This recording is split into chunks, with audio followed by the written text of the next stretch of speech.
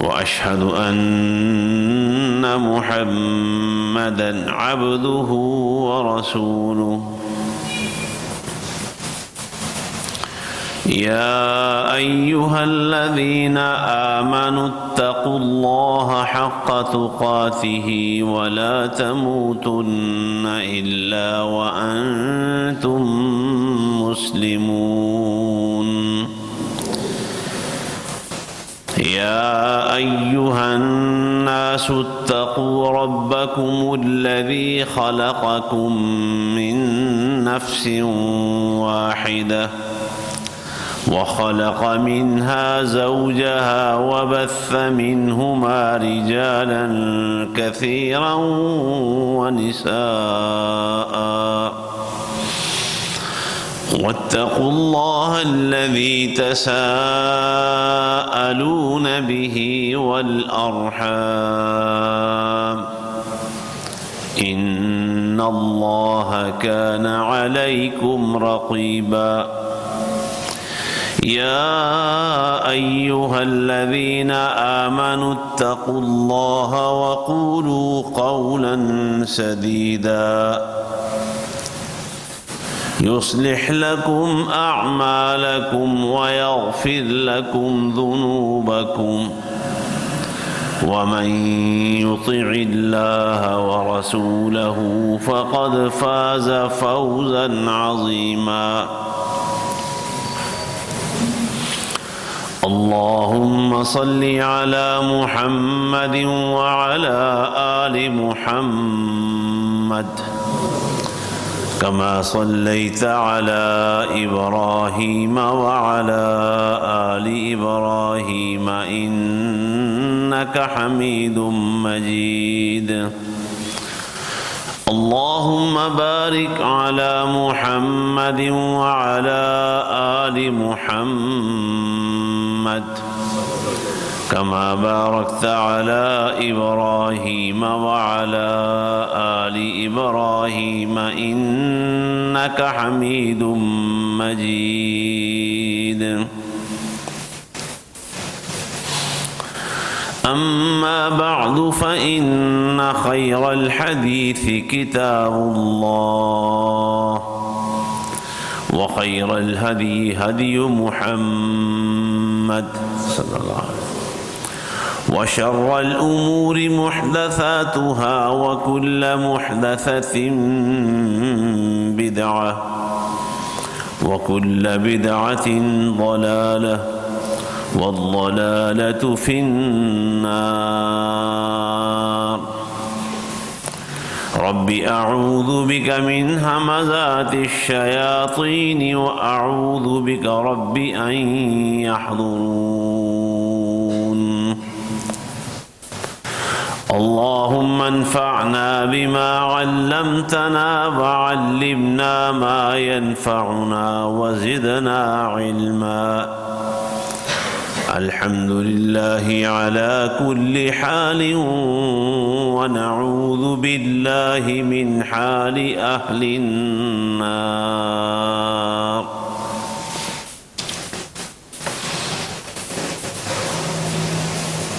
أعوذ بالله السميع العليم وبوجهه الكريم وسلطانه القديم من الشيطان الرجيم.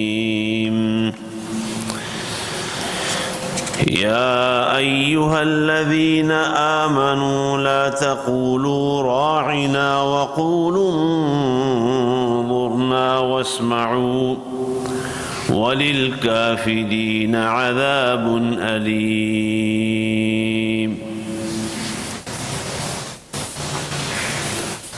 اے لوگو جو ایمان لائے ہو، تم راعنا کے الفاظ نہ بولا کرو، بلکہ انظرنا کہا کرو، اور بات کو ہمیشہ بڑے دھیان سے سنا کرو. اور جو انکار کرنے والے ہیں ان کے لیے دردناک عذاب ہے.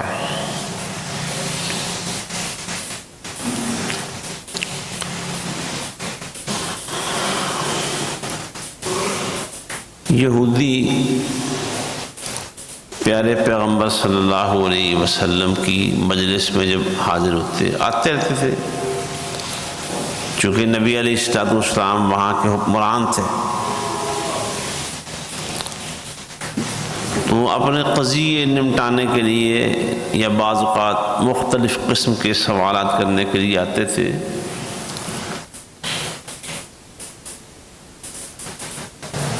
لیکن تھے تو وہ اندر سے دشمن ہی، بڑے پلید لوگ تھے، اور یہ کہنا چاہیے کہ مدینہ میں رہتے تھے تو وہ آستین کے سام بھی تھے۔ تو جب وہ مجلس میں آتے ہیں نا، تو مجلس میں ہوتا ہے مختلف لوگ اپنی بات پیش کر رہے ہوتے ہیں، ایک بندہ اپنی بات کر رہا ہے، دوسرا کر رہا ہے، تیسرا کر رہا ہے، اور پھر ہر ایک کی کوشش یا خواہش ہوتی ہے کہ میری بات پہلے سنی جائے، زیادہ توجہ و دھیان سے میری بات سنی جائے۔ تو وہ نبی علیہ السلام کو بظاہر الفاظ میں آپ کو اپنی طرف متوجہ کرنے کے لیے الفاظ بولتے تھے، راعینا۔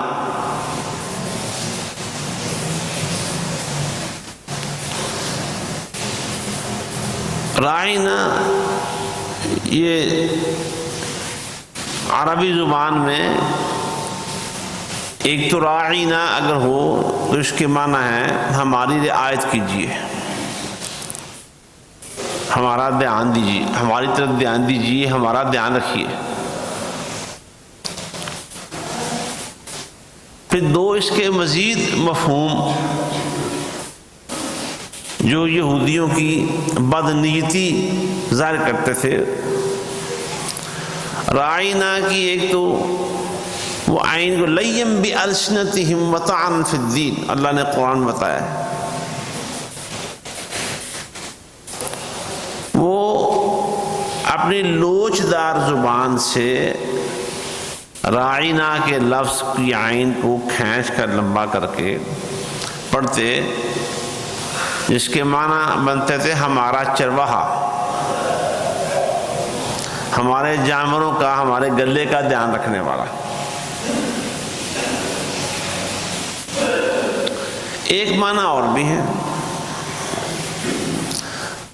راعینا رعونت سے متکبر، ایک اس کے معنی متکبر بھی ہے۔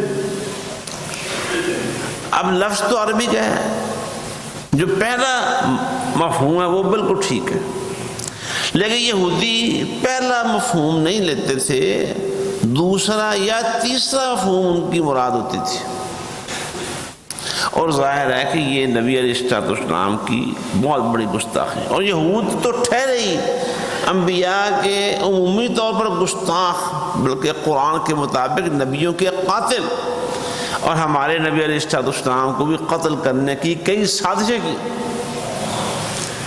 مولانا عبد الرحمن کیلانی رحمۃ اللہ علیہ نے اپنی کتاب نبی کریم صلی اللہ علیہ وسلم بحیثیت سپہ سالار، ان کی یہودیوں کی وہ ساری سازشیں جو درجن کے قریب ہیں، اپنی کتاب میں درج کی ہیں، جو انہوں نے نبی علیہ السلام کو قتل کرنے کے لیے کی تھی۔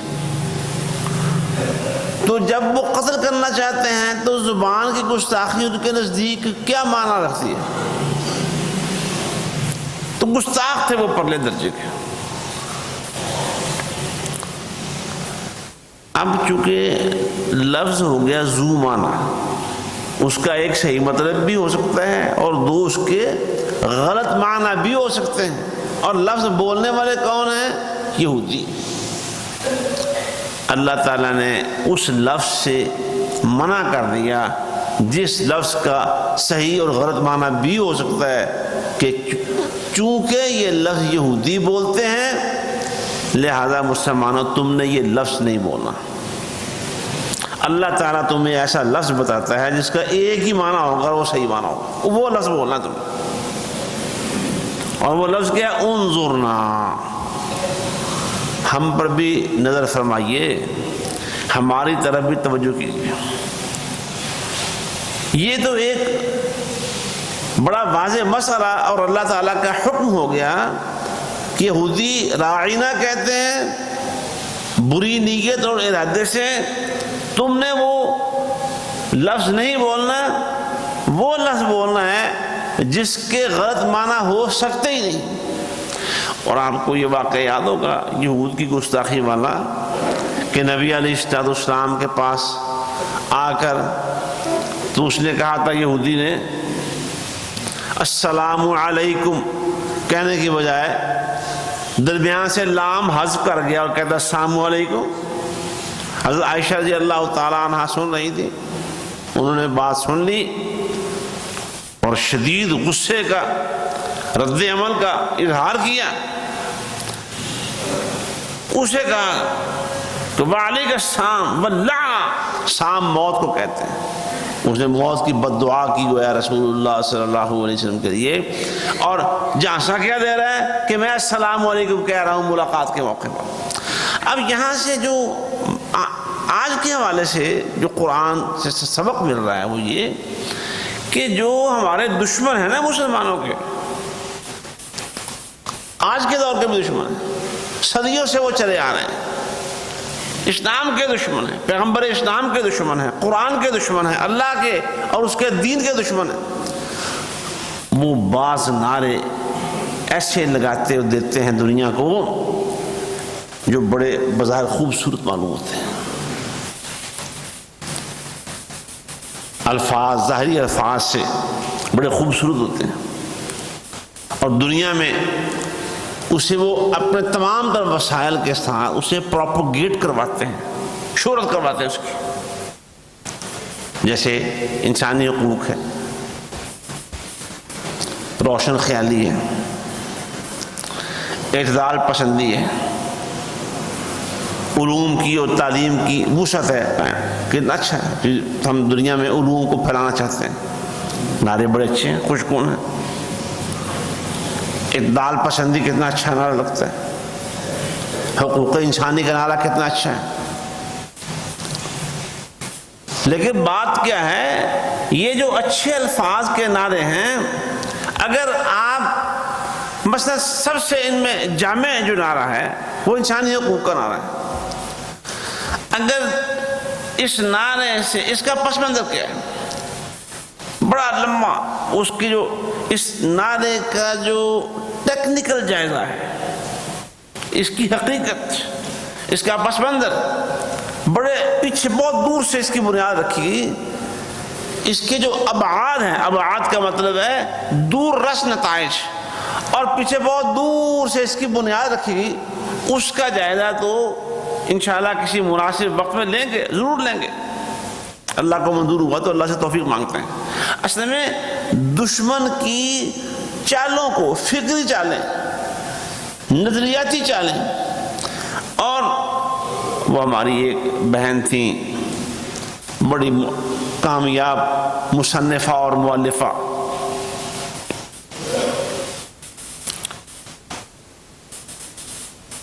خنسا شاید نام تھا، مریم خنسا، انہوں نے ایک کتاب لکھی ہے بڑی شاندار، چھپی ہے مارکیٹ میں، اردو بازار میں سے مل سکتی ہے، مسلمانوں کا فکری اغوا۔ ہمیں وہ اغوا تو پتہ ہوگا نا جی، ہمارے فلاں جی اغوا ہو گیا جی، کڈنیپ کر لیا گیا، یہ فکری اغوا ہے پوری امت کا، ایک فرد نہیں، پوری امت مسلمہ کا فکری اغوا، ان کو فکری طور پر بہکا رہے ہیں، ڈی ٹریک کر رہے ہیں، راستے سے ہٹا رہے ہیں، ان کے فکری گاڑی کو پٹری سے نیچے اتار رہے ہیں۔ ان میں سے ایک یہ نعرہ دے کر بھی، کون سا نعرہ؟ انسانی حقوق، بڑا اچھا ہے، اور پوری دنیا، اور اگر دیکھا جائے اگر اس کے پس منظر کو تو بالکل یہ انسانی حقوق سے بڑھ کر اس نعرے کا جو اصل مقصد ہے، اس کی جو انگریزی لفظ ہے اس کی میں انشاءاللہ کسی وقت اللہ کے فضل و کرم سے تشریح کروں گا، پھر آج ایک جملے میں سن لیجیے بات۔ ہیومن رائٹس، ہیومنزم، اس کا مطلب اصل میں ہے اس کا مطلب لغت کے لحاظ سے انسانی حقوق نہیں ہے، ہیومنزم۔ وہ رائٹس کا لفظ تو ساتھ صرف برائے وزن بیعت لگا دیا جاتا ہے تڑا پورا کرنے واسطے، جیسے اصل میں یہ ہیومنزم ہے، اور ہیومنزم کا اصل مطلب بنتا ہے انسان پرستی، انسانی حقوق نہیں ہے۔ ہیومنزم کا اصل جو مطلب ہے وہ انسان پرستی ہے، انسانی حقوق نہیں ہے۔ وہ کہتے ہیں اتنی آزادی ہونی چاہیے، اب آزادی بھی کتنا شاندار نعرہ ہے، لوگوں کو آزادی ملنی چاہیے، اظہار رائے کی آزادی۔ آپ نے یہ نعرے سنے ہوں گے پچھلے بہت سے سالوں سے، مسلسل سن رہے ہیں۔ یہ ہمارے ملکوں میں چونکہ رائے کی کہ اظہار کی پوری آزادی موجود ہے، تو جو بندہ جو مرضی کہہ لے، بیان کر لے۔ اگر یہ اتنی آزادی ہے، رائے کی آزادی، تو پھر وہ جو بہت سارے لوگوں نے یو کے وغیرہ میں، دنیا کے مختلف ملکوں میں جہاد کا، ہجرت کا، خلافت کا نام لیتے ہیں، تو پھر انہیں پابند سلاسل کیوں کرتے ہو؟ وہ کہتا ہے کہ یہاں جی اسلامی حکومت ہونی چاہیے، اسلامی نظام ہونا چاہیے۔ تو اگر آپ کے ہاں رائے کی آزادی کے اظہار کی اتنی آزادی ہے، تو پھر خلافت اسلامیہ کا نام لینے پر لوگوں کو جیلوں میں کیوں ڈالتے ہو؟ جہاد کی بات کرنے والوں کو پابند سلاسل کیوں کرتے ہو؟ تو یہ ایک ڈھونگ ہے، ڈھونگ۔ یہ اصل میں جو اللہ تعالیٰ کا قانون ہے، اللہ کی عبدیت کا قانون ہے، اللہ کی الوہیت کا قانون۔ اور یاد رکھیے دنیا میں 1,24,000 کم و بیش نبی اور رسول آئے، ایک روایت میں، جیسے ایک روایت میں ہے سب نبیوں نے ایک ہی پیغام سب انسانوں کو دیے ہیں، کیا؟ اللہ کی الوہیت کا، اس کو الہ ماننے کا۔ جو اللہ کا قانون ہے وہ کیا ہے؟ اللہ کی الوہیت کے آگے سرنگو ہو جانے کا، اللہ کی الوہیت کے سامنے ہتھیار ڈال دینے کا، اللہ کی الوہیت اور ربوبیت کے سامنے سرنڈر کر جانے کا قانون ہے۔ اور یہ جو انسانی حقوق کا الفاظ ہے نا، جیسے وہ سیدنا علی بن ابی طالب رضی اللہ تعالیٰ عنہ نے خارجیوں کے، وہ خارجی اپنے جو ان کا نقطہ نظر تھا نا، اس کے لیے قرآن کی ایک آیت پڑھتے تھے، ان الحکم الا للہ۔ اس کا مطلب ہے کہ فیصلہ صرف اللہ کے لیے، قرآن کی آیت ہے۔ لیکن یہ آیت پڑھ کے حضرت علی کے خلاف ایک محاذ قائم کر رکھا تھا، خلافت اسلامیہ کے خلاف ایک جنگ چھیڑ رکھی تھی۔ تو سیدنا علی بن ابی طالب رضی اللہ تعالی عنہ نے یہ جو آیت وہ پڑھتے تھے۔ اب دیکھو نا یار، آیت پڑھ، قرآن کی آیت پڑھنا کتنی شاندار بات ہے۔ لوگ جو آیت پڑھنے والے لوگ ہیں، رسول اللہ صلی اللہ علیہ وسلم نے اپنے ایک حدیث میں یہ آیت پڑھنے والے گروہ اور ٹولے کے بارے میں فرما رکھا تھا کہ وہ ایسے لوگ ہوں گے، ان کی نمازوں کے سامنے تمہیں اپنی نمازیں حقیر نظر آئیں گی، ان کی عبادات دیکھ کے تم حیران رہ جاؤ گے، تمہیں اپنی عبادتیں بے حقیقت نظر آئیں گی، ان کے روزے دیکھو گے تم سب کو اپنے روزے بھول جائیں گے، لیکن دین سے ایسے نکلے ہوئے ہوں گے جیسے تیر پھینکے بڑا تیز قوت کے ساتھ، تیز بھالے والا، وہ شکار کے جسم میں پیوست ہو کر اتنی تیزی سے آگے نکل جائے شکار سے باہر، اس پر اس کے خون وغیرہ کے کوئی اثرات نہیں ہوتے، صاف ہو جاتا ہے۔ یہ لوگ بھی دین سے ایسے نکلے ہوئے ہوں گے۔ تو پڑھتے کیا تھے؟ قرآن کی آیت۔ سیدنا علی رضی اللہ تعالیٰ عنہ اور صحابہ کرام رضی اللہ عنہ اجمعین کی پاک باز جماعت کے خلاف قرآن کی آیت پڑھتے تھے اپنا مقدمہ ثابت کرنے کے لیے، ان الحکم الا للہ۔ تو سیدنا علی بن طالب رضی اللہ تعالیٰ عنہ نے جملہ کہا، تاریخ میں وہ نقش ہو گیا ہے، کلمۃ حق ارید بها الباطل۔ پڑھتے تو قرآن کی آیتیں لیکن مطلب اور مقصد غلط دیتے ہیں۔ اب یہاں میں عرض کر چکا کہ انسانی حقوق کا نعرہ اگر اس کی آپ بیس اور بنیاد کو دیکھیں تو اصل میں یہ انسان پرستی کا نعرہ ہے. انسان کو پوری آزادی ہے، جو چاہے وہ فیصلہ کرے. کوئی قانون دنیا کا نہیں جو انسان کو اس کی جو بھی وہ خواہش اور ضرورت رکھتا ہے اسے پورا کرنے سے روک سکتا ہو. اب میں صرف کہنا یہ چاہتا ہوں، قرآن کی چند آیتیں اللہ کے فضل و کرم سے آپ کو سناتا ہوں. آپ خود، میں چاہتا ہوں کہ میں اور آپ سب قرآن کے طالب علم بنے رہیں. کیوں جی؟ بنے گے نا. ہم نے ہر بات اللہ کے فضل و کرم سے کہاں سے لینی ہے؟ اللہ کی کتاب سے. یہ جو ہمارے لوگ متاثر ہے نا، یہ اقوام متحدہ کا نعرہ ہے. پھر جو ہماری مسلمانوں کی جو بین الاقوامی تنظیم ہے OIC، اس کے چارٹر میں، اور پھر دنیا کے سارے ملکوں کے جو دستور ہیں، پاکستان بھی ہو گیا، باقی ممالک بھی ہو گئے، سارے کے سارے، وہ جو انسانی حقوق والا نعرہ ہے اس کی پاسداری کی UNO کو پوری ضمانت دی جا چکی کہ انسانی حقوق کے خلاف ہمارے ملک میں کوئی ایسی بات نہیں ہوگی. یہی وجہ ہے جو ہمارے ہاں یہ پھانسی کی سزا دی جاتی ہے نا، یہ بھی. اور اس سے پہلے آپ کو یاد ہوگا، آپ کو یاد کراؤں، ہمارے ملک کی وہ وزیرہ عظمیٰ نے کہا تھا، بینظیر بھٹو نے، کہ جو اسلامی سزائیں ہیں یہ کون سی سزائیں ہیں؟ کیا کیا کہا تھا؟ یاد ہے آپ کو؟ اور کسی کو یاد ہے کہ نہیں یاد؟ بھول جاتے ہیں. یہ وحشیانہ سزائیں ہیں. اچھا، کوئی آگے خود وحشی بن کے بربریت کا مظاہرہ کر کے چلا جائے، اپنی درندگی کا اظہار کر کے وہ عزتیں بھی پامال کر دیں، جانیں بھی ضائع تلف کر دیں، مال بھی سارے کا ساتھ لوٹ جائیں، نو پرابلم، کوئی مسئلہ نہیں ایسا. ٹھیک ہے، وہ اس کی خواہش تھی، اس نے اپنی خواہش پوری کر لی، تسکین کر لی اس کی. یعنی انسانی حقوق کا مطلب یہ بنتا ہے. اب آؤ ذرا قرآن کی طرف. ہم نے جو نعرہ بھی لینا، بات یہ ہے، قرآن کہتا ہے، یہودی کہتے ہیں رائنا. اے مسلمانوں، تم نے رائنا نہیں کہنا، تم نے کیا کہنا ہے؟ انظرنا.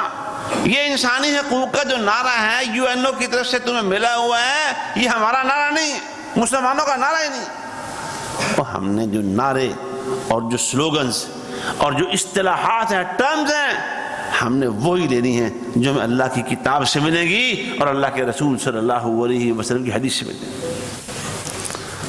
اب قرآن میں دیکھیں نا، انسان کا راز بڑی دفعہ ہے. سورہ والعصر پڑھیں، والعصر ان الانسان لفی خسر. انسان تو گھاٹے میں. سورہ عادیات پڑھیں، ان الانسان لربہ لکنود. انسان تو اپنے رب کا انتہائی ناشکر ہے. پیچھے آ جائیں، سورہ انفطار و انشقاق میں دیکھیں، یا ایھا الانسان ما غرک بربک الکریم. اے انسان، تجھے تیرے کرم والے رب سے کس چیز نے دھوکہ دیا ہوا ہے؟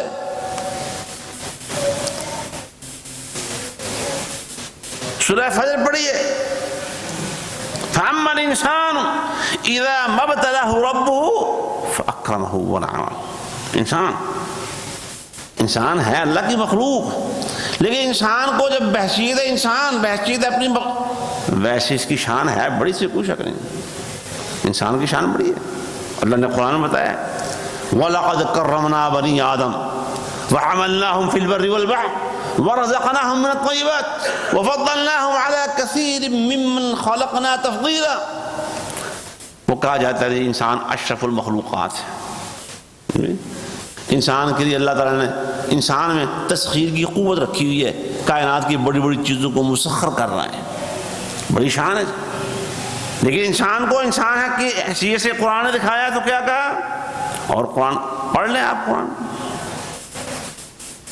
اولا یذکر الانسان انا خلقناه من نطفة اولم ير الانسان انا خلقناه من نطفة فاذا هو خصيم مبين. سورہ یاسین پڑھ لیں. انسان بڑا پاگل ہے. یہ پاگل کا رس قرآن میں نہیں ہے، میں کہہ رہا ہوں. اس کو یاد نہیں ہے ہم نے اس کو نطفے سے پیدا کیا، اور پھر یہ آگے ہمارے بارے میں باتیں کرتے ہیں، جھگڑے کرتے ہیں، کہتے ہیں کہ اللہ تعالیٰ اس برادہ اڑنے والی ہڈی سے اس کو کیسے زندہ کرے گا دوبارہ. انسان کہیں کہا ان الانسان خلق ہلوعا، انسان بڑا تھوڑ دلا پیدا ہوا. کہیں فرمایا خلق الانسان ضعیفا، انسان بڑا ضعیف پیدا ہوا. کہیں انسان پر کوئی خلق الانسان من عجل، انسان میں اجرت پائی جاتی ہے. انسان ہاں اسلام میں اگر کوئی بات ہے تو کیا ہے؟ اسلامی تعلیمات کے دو حصے یاد رکھیں. ایک حصے کا نام پورے دین کا خلاصہ حقوق العباد، اور ایک تو حقوق اللہ ہے اور ایک تو حقوق العباد ہے. سمجھ آئی بات؟ اچھا یہ جو حقوق العباد ہے یہ کہاں سے آئے؟ بندوں کے حقوق کہاں سے آئے؟ ماں باپ کے حقوق ہیں، میاں بیوی کے حقوق ہیں، اولاد کے حقوق ہیں، بہن بھائیوں کے حقوق ہیں، ہمسایوں کے حقوق ہیں. کاروبار کرتے ہیں تو فروخت کرنے والا اور جو خریدنے والا ہے ان کے آپس میں آپسی حقوق ہیں. مملکت کا سربراہ ہے اس کے حقوق ہیں، اور جو رعایا کے لوگ ہیں ان کے حقوق ہیں. یہ سارے یہ حقوق کہاں سے آئے؟ پتہ ہے آپ کو کہاں سے آئے؟ کیونکہ کسی کو پتہ کہاں سے آئے یہ حقوق؟ آسمان سے آئے. بادشاہ کے امیر المومنین کے جو حقوق ہیں وہ وہی حقوق ہیں جو اس الہ العالمین نے متعین کر دیے. رعایا کے وہی حقوق ہیں جو اللہ سبحانہ و تعالیٰ نے قرآن میں بیان کر دیے. اور ویسے ہمارے اسلام میں تو وہ نبی علیہ السلام کے بعد جب اونٹ آ کے بیٹھ گیا تھا آپ کے قدموں میں اور آوازیں نکال رہا تھا آپ کے قدموں میں بیٹھا ہوا، آپ نے اس کو پیار شیار کیا اور پھر کہا مالک کو بلاؤ. مالک آ گیا، کہا تمہارے اونٹ نے تمہاری شکایت لگائی کہ تم اس سے کام زیادہ لیتے ہو، چارہ کم ڈالتے ہو. وہ سفر کے دوران صحابہ نے ایک درخت سے چڑیا کے بچے کو ہونسے سے پکڑ لیے اور لطف اندوز ہو رہے تھے. آئے ہائے پیارے پیغمبر صلی اللہ علیہ وسلم آئے تو ان بچوں کی جو ماں تھی چڑیا آپ کے سر کے اوپر منڈرانے لگ گئی، مسلسل آوازیں نکال رہی تھی اور سر پر منڈرا رہی تھی، گویا وہ رسول اللہ صلی اللہ علیہ وسلم کو شکایت کر رہی تھی. آپ نے اس کی حالت دیکھی اور صحابہ سے کہا آپ کہاں بچے اس کے؟ جی اللہ کے. فرمایا واپس اس کے ان کے گھونسلے میں رکھ کے آؤ. اور آپ کو یاد نہیں ہے سیدنا عمر فاروق رضی اللہ تعالیٰ عنہ ان کے دور خلافت میں شاید سن 18 ہجری کا واقعہ ہے. ایک سال، یہ تفسیر پہلے الحمدللہ 2-3 دفعہ بیان کر چکا ہوں. ایک سال میں بڑا قحط، پورا عرب، خطہ عرب اس قحط کی لپیٹ میں آ گیا تھا. لوگ مر رہے تھے، لاشیں اٹھ رہی تھیں، ہر روز لاشیں اٹھ رہی. اس قحط کے دوران اس کا علاج معالجہ کیا. وہ ایک تاریخ جو مینجمنٹ تھی سیدنا عمر فاروق رضی اللہ تعالیٰ عنہ اس زمانے میں، وہ ایک الگ باب ہے، پورا پڑھنے کے قابل ہے. لیکن اس دوران حضرت عمر کا مشہور قول کہ وہ فرات کے دجلہ کا شاید نام لیا تھا انہوں نے کہ اگر اس کے کنارے بعض لوگ بکری کا نام لیتے ہیں کہ بکری کا کہا تھا بکری مر گئی پیاسی، بعض کہتے ہیں کتا پیاسا مر گیا، تو عمر سے اس کے بارے میں اللہ کا سوال ہوگا. اور ایک حدیث پیارے پیغمبر انسانی حقوق کی بات کر رہے ہیں، میں آپ کو قرآن کی آیتیں دکھا چکا ہوں اللہ کے فضل و کرم کے ساتھ. اس کے علاوہ بھی درجن سے زیادہ آیتیں موجود ہیں. آپ خود پڑھیں قرآن میں، انسان کا لفظ پڑھیں، انسان کے لفظ کے ساتھ کیا آتا ہے. وہ ایک جنازہ تھا گزرا تو نبی علیہ السلام کھڑے ہو گئے، جنازہ گزرا تھا. لوگوں نے بتایا جی اللہ کے رسول یہ یہودی کا جنازہ ہے. تو فرمایا کوئی بات نہیں، آخر وہ انسان تو تھا نا. تو اس بنا پر ہمارے بعض لوگ حقوق انسانی کے نعرے سے بڑے متاثر ہوتے ہیں. جی اسلام نے حقوق انسانی کا بڑا لحاظ رکھا ہے، اسلام میں انسانی حقوق کی بڑی تلقین کی گئی ہے.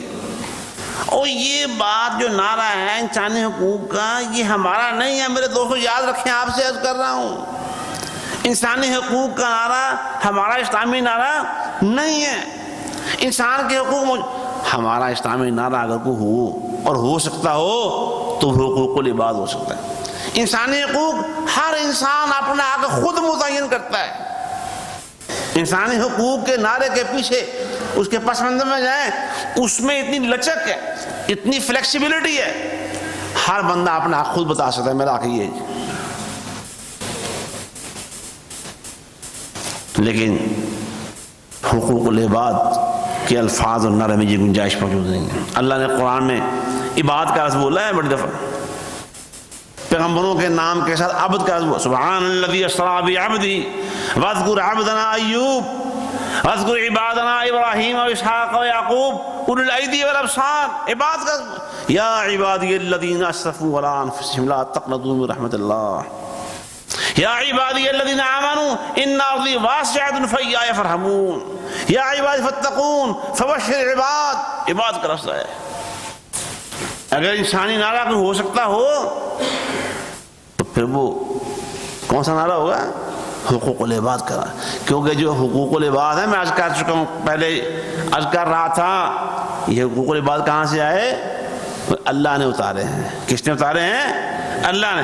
ان جو اللہ کے نازل کیے حقوق اور مقرر کیے ہوئے طے کیے ہوئے جو خطوط اور لائنیں، ان سے ایک بال کے برابر بھی نہ آگے ہو سکتے ہیں نہ پیچھے ہٹ سکتے ہیں۔ حقوق العباد ہے اسلام میں۔ اور میں عرض کروں جو حقوق العباد ہے نا، اللہ ہم سب کو ان کی ادائیگی کی بھی توفیق عطا فرمائے۔ وہ بھی حقیقت میں حقوق اللہ ہی ہیں، انڈائریکٹلی۔ میں عرض کر چکا ہوں نا کہ حقوق العباد کہاں سے آئے؟ اللہ سبحانہ و تعالیٰ کی طرف سے، ہمارے الہ کی طرف سے، ہمارے رب کی طرف سے آئے ہیں۔ تو اسلام میں جو اصل تصور ہے وہ کس چیز کا ہے؟ اس اللہ کی الوہیت اور عبودیت کا۔ سب سے پہلا جو شعور انسانیت کو قرآن نے دیا، سب سے پہلی بات، سب سے پہلا خطاب، سب سے پہلا ایڈریس کیا ہے؟ پہلی وہی، پہلا سبق، اقرأ باسم ربک الذی خلق، اپنے خالق کو پہچانو۔ اور حقوق انسانی میں کیا ہے؟ پہلے خود اپنے آپ کو پہچانو، میں کیا ہوں۔ تصادم ہے بڑا، دونوں نعروں کا آپس میں تصادم ہے، آپس میں ٹکراؤ ہے۔ لہذا ہم چونکہ الحمدللہ مسلمان ہیں، اللہ کا شکر ادا کریں، کہیں الحمدللہ۔ اور اسلام نے، قرآن نے، سنت نے ہر جو قیامت تک آنے والے جتنے بھی معاملات ہو سکتے تھے سب کے بارے میں کامل رہنمائی دی ہے۔ لہذا ان نعروں سے کبھی متاثر نہیں ہونا چاہیے۔ آزادی کا نعرہ لگ گیا، آزادی کیا آزادی ہوتی ہے؟ مادر پدر آزادی۔ اور درخت کو زمین سے اکھاڑ دیں آپ، آزادی دے دیں اس کو، جی کیا ہوگا پھر؟ درختوں کے مختلف شاخوں کو درختوں سے اس کے تنے سے جدا کر دیں، الگ کر کے رکھ دیں، آزادی دے دیں ان کو، کیا ہوگا؟ رزلٹ کیا نکلے گا؟ کوئی ہے اس کا رزلٹ؟ موت۔ اس کا رزلٹ کیا ہے؟ ان شاخوں کی موت ہے۔ وہ علامہ اقبال نے بڑی خوبصورت بات کہی ہے کہ صنوبر، درخت کا نام ہے نا صنوبر، لمبا وہ جو اونچا ہوتا ہے، صنوبر باغ میں آزاد بھی ہے، پا بگل بھی۔ پا گل زمین میں جکڑا ہوا ہے، گل مٹی کو کہتے ہیں، مٹی میں جکڑا ہوا ہے، آزاد، او سب سے اونچا، یہ آزادی ہے۔ اور دوسری طرح سے زمین میں جکڑا ہوا، صنوبر باغ میں آزاد بھی ہے، پابندی بھی۔ انہی پابندیوں میں رہ کر آزادی کو حاصل تو کر لے۔ آزادی چاہیے تو یہ پابندیاں اختیار کر لو۔ اگر کسی کو آزادی کے حقیقی لطف سے محظوظ ہونا چاہتا ہے، انجوائے کرنا چاہتا ہے، تو اللہ کے حکموں کا پابند ہو جائے۔ یہ شخصی آزادی، یہ انسانوں کی آزادی اور انسانی حقوق، یہ صرف ویسے سے پیتل چمکنے لگ جائے تو وہ سونے کا مقابلہ نہیں کر سکتا۔ لہذا یہ جو مغرب کے دیے ہوئے نعرے ہیں، ان نعروں کی طرف توجہ نہیں کرنی چاہیے، ہمیں اسلامی تعلیمات کی طرف توجہ کرنا چاہیے۔ اسلامی تعلیمات کا لب الباب کیا ہے؟ اللہ کی الوہیت کا، ربوبیت کا، اس کے اسماء و صفات کا اقراری ہونا، اور اللہ تعالیٰ نے جو اپنے حقوق رکھے ہیں ان حقوق کی پاسداری کرنا، اور انسانوں کو پورے معاشرے کے ایک دوسرے کے ساتھ جو حقوق کے ساتھ جڑا ہے ان کے دائرے کے اندر ہے نا، یہی اسلام ہے، یہ آزادی کا اور روشن خیالی کا، اعتدال پسندی کا، اور سب سے جو چھوٹا عام جس نعرے کے ساتھ پوری دنیا کو جکڑ اور لپیٹ رکھا ہے بلکہ باندھ رہی ہے، اور اس کی خلاف ورزی ہو نا کسی ملک میں، فٹا لو جی فلاں ملک میں انسانی حقوق کی بڑی خلاف ورزی اور پامالی ہو رہی ہے، تو یہ نعرہ ہمارا نہیں ہے۔ ہم اللہ سے دعا مانگتے ہیں، اللہ جو آپ نے حقوق، جن کو حقوق العباد کہتے ہیں، ہم اس پر قناعت کرتے ہیں، اور اللہ ہم آپ کے دین پر راضی ہیں۔ ہم کہہ دیں سارے، میں اللہ کے فضل و کرم کے ساتھ حدیث کی ایک دعا جو صبح و شام حدیث میں آئی ہے، جو صبح و شام تین دفعہ پڑھتا ہے، نبی علیہ السلام نے فرمایا میں اس بندے کا ہاتھ پکڑ کے اسے جنت میں لے کے جاؤں گا۔ یہاں ممبر پر اللہ کی توفیق کے ساتھ میں اپنی طرف سے اور آپ سب کی طرف سے وہی دعا پڑھتا ہوں، رضیت باللہ ربا وبالاسلام دینا وبمحمد رسولا صلی اللہ علیہ وسلم وآخر دعوانا ان الحمد للہ رب العالمین۔